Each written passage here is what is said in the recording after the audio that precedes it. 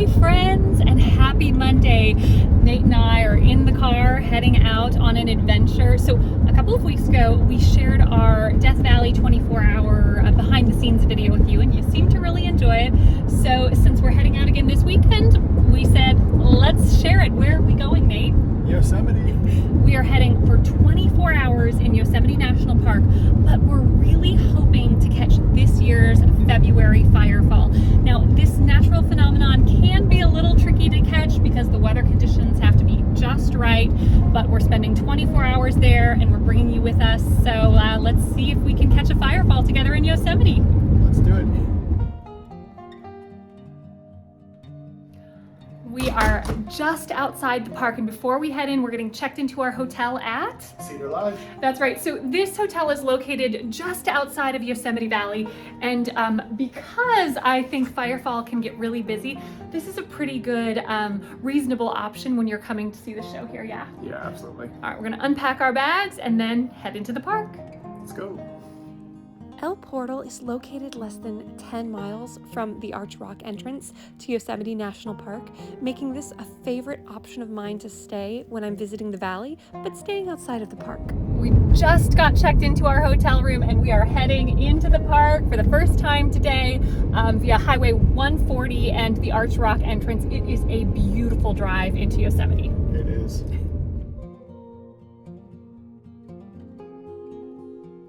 It's important to check the NPS website before your firefall visit. This year, park entrance reservations are required for the last 3 weekends in February if you want to catch firefall in the park.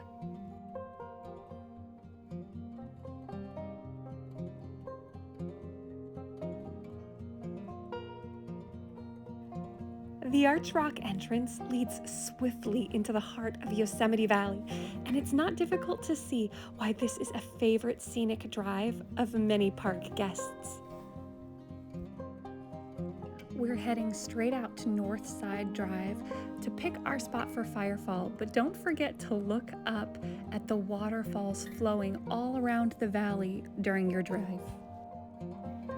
It's important to note during the February firefall season, many areas are off limits to parking, stopping, and even hiking in some areas, but the free Yosemite shuttle will take you all around the valley, including drop-off spots for firefall viewing areas. Hey Don, what you doing? Putting on my snow pants because it's gonna get cold this evening. Yeah, it is. Yosemite NPS recommends parking in the Yosemite Falls parking area, and then you can hike to the El Cap viewing area by the El Cap Picnic Area for Horsetail Falls event.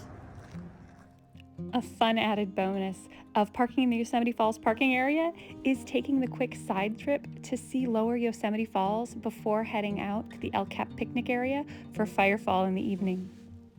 Just past the Yosemite Falls parking area, one lane of North Side Drive closes for pedestrians to walk to the official viewing area. It is 1.5 miles each way.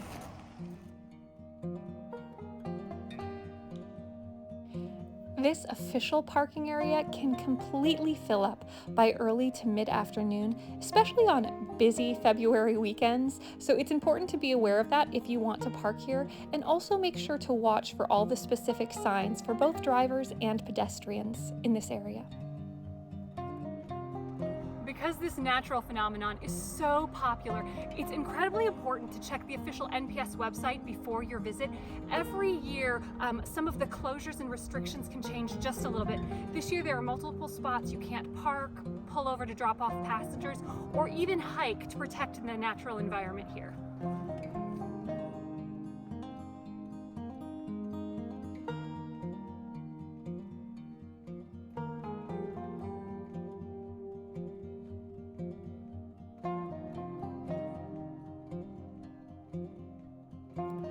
You'll want to arrive early, not only so you have time to park and walk to the official firefall viewing area, but there are also so many places to stop and snap a photo along the way, like this shot of Half Dome in the distance. Nate and I have been hiking for about a mile. What did we just come across, Nate? Horsetail Fall. Our first views for hopefully a firefall tonight.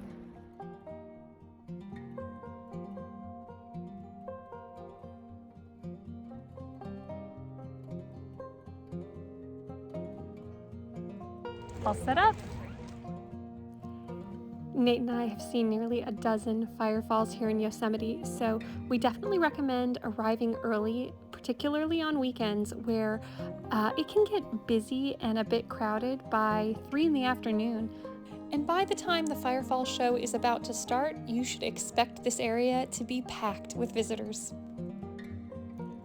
I think it's important to note that while most people refer to this phenomenon as firefall, the official park messaging refers to it as the Horsetail Fall event or the Horsetail Fall phenomenon, and Yosemite National Park saves the word firefall specifically for the historic event where embers from a bonfire were pushed over Glacier Point nightly from the 1870s to the 1950s. That was Yosemite's true firefall, where fire actually was falling down the cliff's edge. However, this entirely natural phenomenon is reminiscent of the original human-caused firefall, and it's easy to see where today's natural firefall got this nickname. The unique orange glow seen off Horsetail Fall only happens when weather conditions are just right, and I've been skunked multiple times. But if you'd like to see this year's event, I'm also posting a full-length video of this firefall on my page. So if you can't see it in person for yourself this year, I'll have a real-time video that you can enjoy.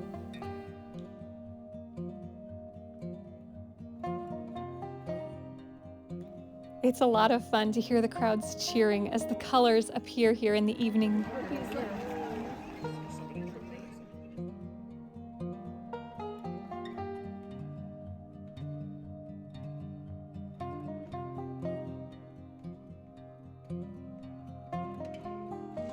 The sun is down, everyone's heading out. I'm sure you can hear them hiking, but 24 hours in Yosemite National Park for Firefall, was it worth it? Oh yeah. This evening was beautiful, and maybe we've got some stars ahead of us still. Maybe. We'll see. It's important to give yourself plenty of time to arrive for Firefall, but it's also important to give yourself plenty of time after Firefall. Once the event is over, thousands of people can be walking away with these crowds.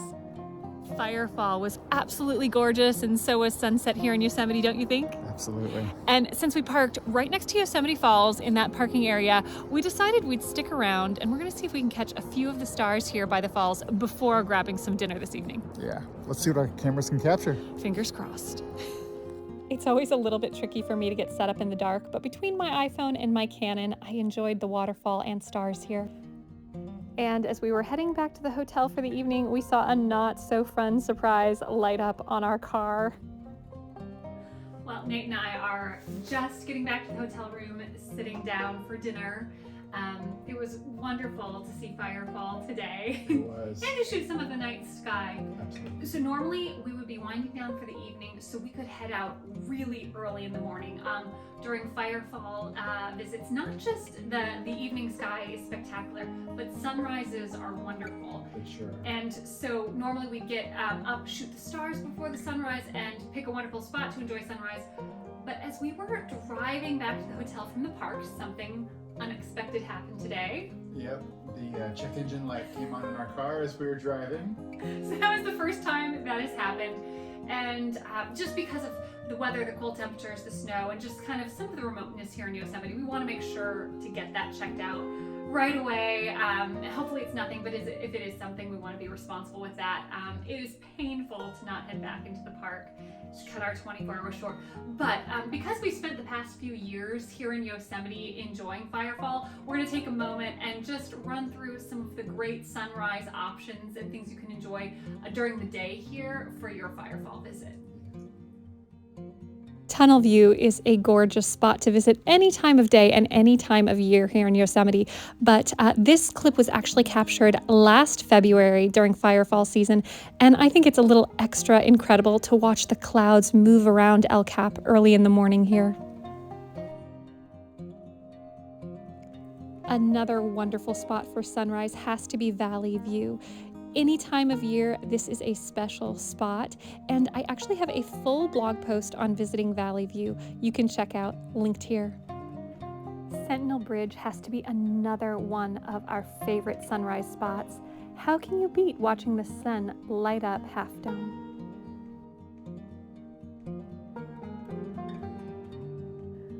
It is early in the morning, but we are not shooting sunrise. We are driving to Mariposa to get this car checked out. We are not in Yosemite. Nope. We're in Mariposa, but we're getting the car fixed real quick. So we're grabbing some coffee, and actually they have the visitor center and Moonbow coffee. So this is a wonderful town. Yeah, we're gonna get some caffeine and hopefully get back to adventuring soon. Yep. I normally share spots inside of Yosemite National Park, but Mariposa is one of those incredible places you should definitely visit outside of the park too. It's about 7:30 in the morning. We've got our coffee. We just got the car checked out. Something little had to be fixed, but they took care of it. Yeah. And so we are lucky. We're gonna head back into the park for a few more hours to get our full 24 hours in Yosemite. I think so. Let's do it. Let's go. We might have technically missed sunrise due to our little car detour, but we are excited to get back in the park and see what we can still enjoy today.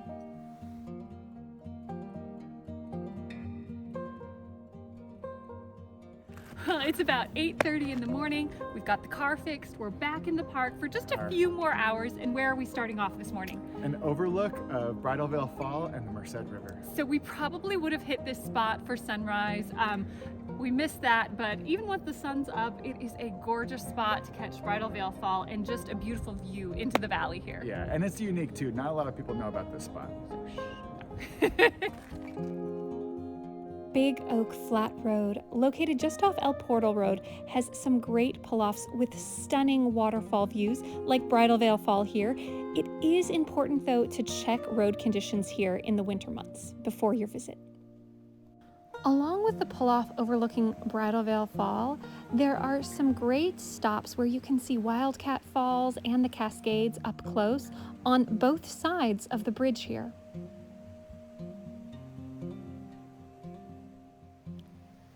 These waterfalls are beautiful to see from above, and once you've had your fill on Big Oak Flat Road, you can head down to the valley floor below for even more up-close views of Wildcat Falls and the Cascades.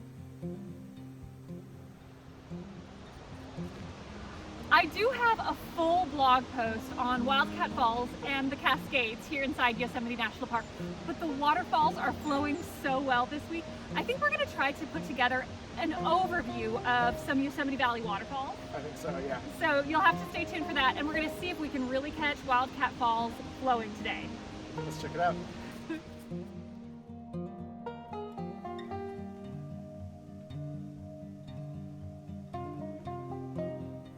Wildcat Falls rages as the snow starts to melt in the winter and spring months, but by midsummer, this waterfall can dry to a mere trickle.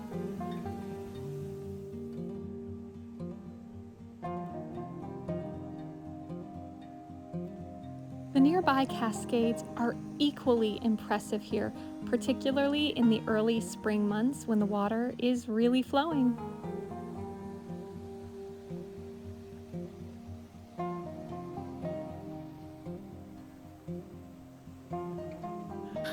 We're just hiking back from Wildcat Falls, and I would say that the water is really flowing. It is. Did you get a little wet? I got pretty wet.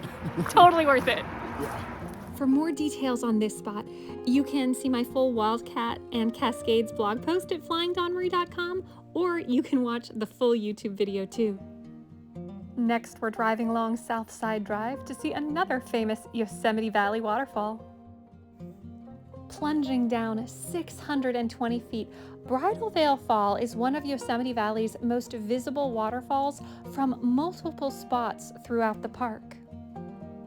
When people are viewing Bridalveil Fall from the trailhead, they seldom realize that if they turn and look in the opposite direction, there's another special and spectacular Yosemite waterfall. I think we're both a little excited right now because today we're getting to see a pretty spectacular waterfall that's normally dry. What is right behind you, Nate? Ribbon Fall. And what makes this waterfall so special? It is the tallest single drop waterfall in North America. Right there! Ribbon Fall plunges down over 1,600 feet, but most of the year it's dry. It's only fed by the snowmelt in late winter and early spring. It is just a waterfall kind of day. We are checking out Bridalveil Fall, such a spectacular valley waterfall. It is. And I love that you can see it from many spots in Yosemite Valley. Do you have a favorite spot? Probably Tunnel View. Oh, I love it. Let's head there next. We're sad to have missed a sunrise here at Tunnel View this morning, but you can't go wrong visiting this spot any time of day. The views are epic. It's a little busy right now, but where's one stop we always make when we go to the park? Tunnel View. Can you see why? This view is undeniably beautiful. Just be ready to share it because this is one of the most popular spots in the park where plenty of people stop to snap a quick pic here. Our 24 hours in Yosemite is almost up. We're taking a few last pictures and heading to one last favorite stop here in Yosemite Valley.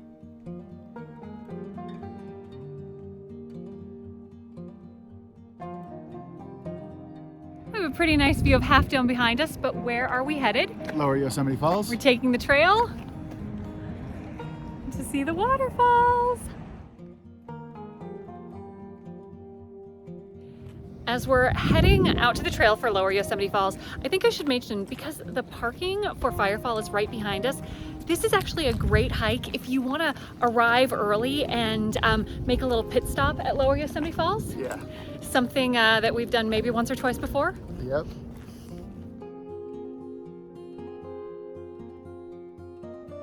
Rarely, parts of the trail will close due to heavy recent storms, rains, or snows, but that doesn't mean you can't start off on the trail. In fact, the John Muir Lookout Point is often open before the closures and still gives you some beautiful lower and upper Yosemite Falls views. The tallest waterfall in North America.